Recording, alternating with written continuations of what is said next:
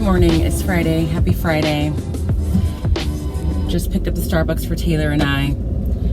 Everybody say a little prayer because I have next to no gas in my car. It's probably just enough for me to get to work and get to the gas station afterwards. But I don't have time to get gas because I'm already probably going to be a few minutes late. But it's Friday. Thank the Lord.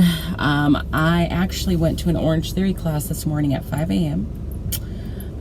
Liza was taking the class along with some friends and our favorite trainer who doesn't teach the 5 a.m. class anymore, but she was filling in for someone this time around. So I thought it would be the perfect opportunity to test out whether or not I can do Orange Theory since hurting my sciatic nerve. So this was the longest workout I've done since that. And the last time I took a class in Orange Theory was July 23rd, so over a month. And I've been doing the Peloton, but I've only been doing classes 30 minutes at a time. So I was not a little nervous. I was really just nervous in general. And I would say all in all, it went well. I can't even explain it. It's like my leg doesn't hurt. It almost feels like the rest of my body does not trust my left leg, or the left leg doesn't have like full range of motion or something. So I can't like squat as low as I used to. Doing step-ups, it just feels weird. Like I can't quite do things the way I used to. And hopefully that progressively gets better with time. I did run at a very slow pace, like just a base pace the whole time. And that felt fine, but I did almost fall off the treadmill because I think I like lost my balance, or like, I don't know, I think I looked to the side and my feet just got off track with where they needed to be. So I didn't fall off the treadmill, but I was very close to doing it. I caught myself, luckily.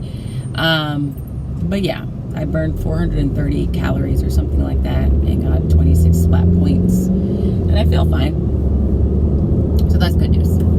So it's Friday, I'm on my way there. Like I said yesterday, I'm gonna just kind of keep it light today. We're gonna do a little bit of work, but most of the time in both classes is going to be spent listening to all your twisted secrets. So I'm sure the kids will be happy about that.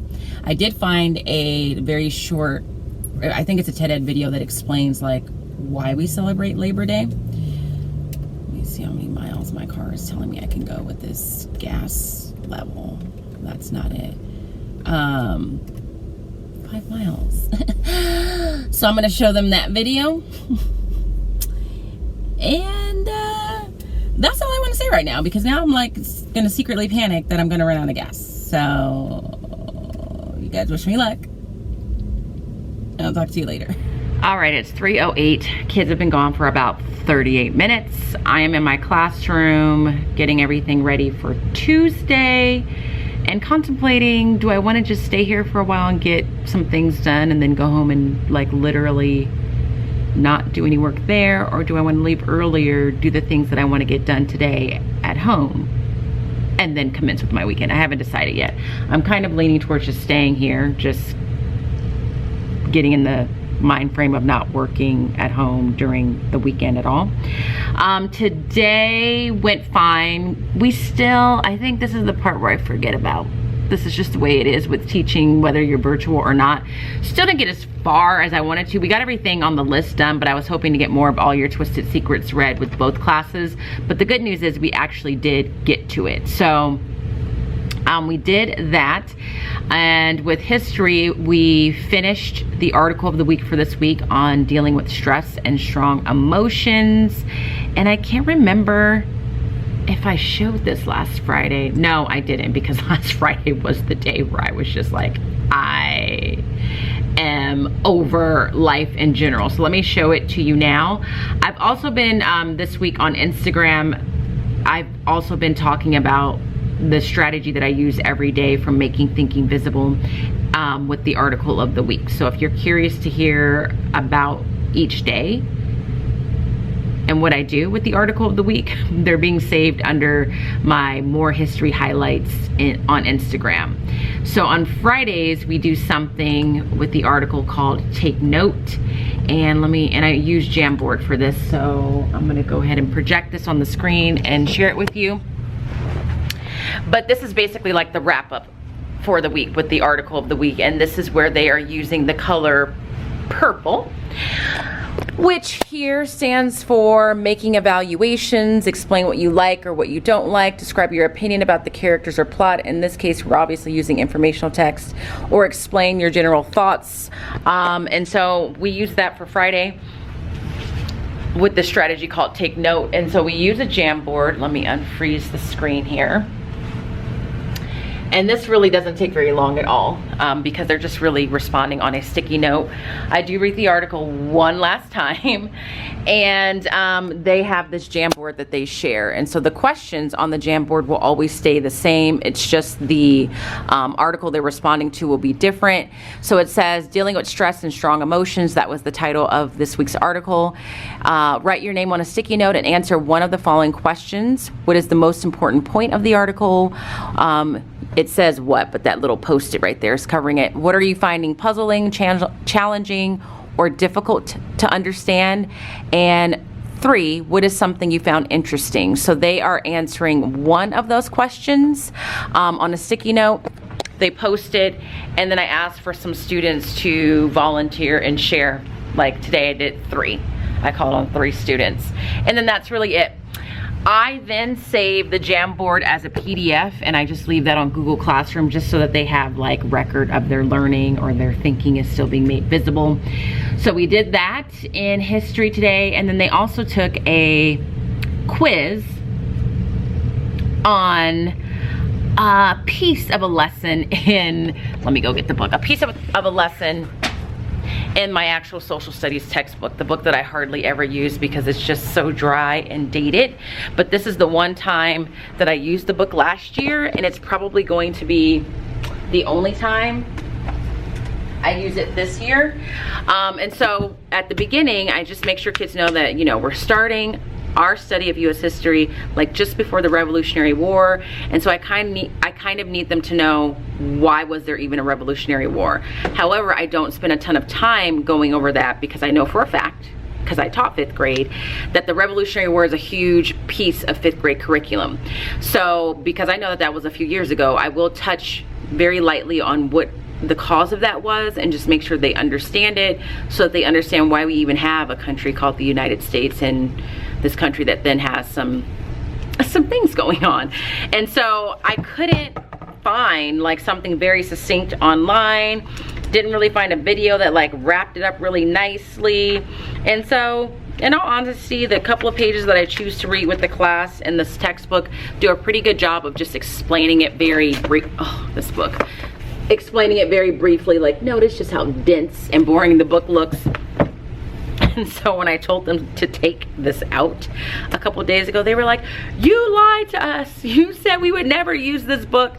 And I said, no, I said, you'll probably only take it out once. And then today when I had them take it out a second time, because it was an open book quiz, they were like, no, we already took it out once. But I said, well, you can not take it out and not use it for your quiz, and just hope that you're lucky and get the answers right. And then they just kind of were like laughing and saying whatever. But this talks about the French and Indian War. Yeah, the French and Indian War, what that was about, the fact that Britain won the war, but it was costly, they were in debt, they start levying these taxes, the colonists don't like it because they have no say, and the taxes that are being levied and how they're being levied, and they also have troops in the colonies to kind of protect them, but they don't view it as protection necessarily, and all these things happening over and over, these different kinds of taxes going on, just causes more and more tension, to the point where the colonists feel like it's time for them to declare their independence from Britain. And that's really all I want them to know. I don't want to spend too much time digging into that, because that is really not the focus of 8th grade U.S. history in the state of California. That really is the focus of U.S. history in the state of California in 5th grade. And so sometimes I think as teachers, we feel like we have to make up for what a previous teacher didn't do, which to some degree you do, but you can't spend so much time making up for what another teacher didn't do that you're not doing what you're supposed to be doing. So we read that, and because it's so scant and we just read through it, I do give them a quiz on those pages, but it's an open book quiz, and I just made it using a Google form. And on the open book quiz, I make them put the page number down. Like, them telling me what page number you found that on, or they found that on, is worth a point. And that really is just to ensure that kids are actually looking in the book for the information. I don't do that often, but anytime I give them an open book quiz, I tend to do that, but it's very rare that they get an open book quiz, is what I'm saying, basically. So that was pretty much the day. It was Friday, and I do feel like they're a little more like rambunctious on a Friday. Or maybe that's just like psychologically, I think that, so then I respond to them as if they are. But I think we're all just happy that it's Friday and that it's a long weekend. So they left, and now I'm here working. Still hoping that I have enough gas in my car to get to the gas station. I think that I do, because the gas station is literally right down the street. But I don't know. I just didn't have time to get it this morning. So I'm gonna get back to work because I want to be efficient and really leave here and feel like I'm gonna enjoy my weekend. But I will definitely check in to wrap things up, whether that be from here or from home. So that's it for now. I'm gonna work on looking at what next week is about to look like, and I'll talk to you. Oh, and I'm wearing my, that's what it was. I wanted to tell you, I'm wearing my Adidas tracksuit today. It's Adidas day at work. If you've been following me since the summer, you know I bought this specifically for this day, and I was a little worried because it's a warm day out, but I've been fine, and the kids like it, and I like it, and I'm super comfortable. Let me see, I can't really show you a full-blown look, but this is what it looks like. Here's the pants, has a little matching stripe down at the bottom, and on the back, I don't know if you can see it, I don't know what I'm doing. It says love, I think it says love unites. And then I have these cute little Adidas shoes with it. And so I was really feeling my outfit today, and the kids were too. I wish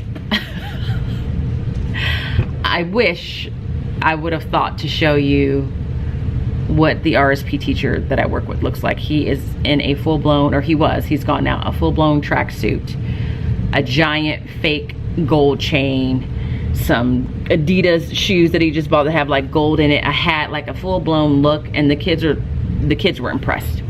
They told him he had drip, so they liked it. So anyway, I'm gonna get to work. I'll talk to you later.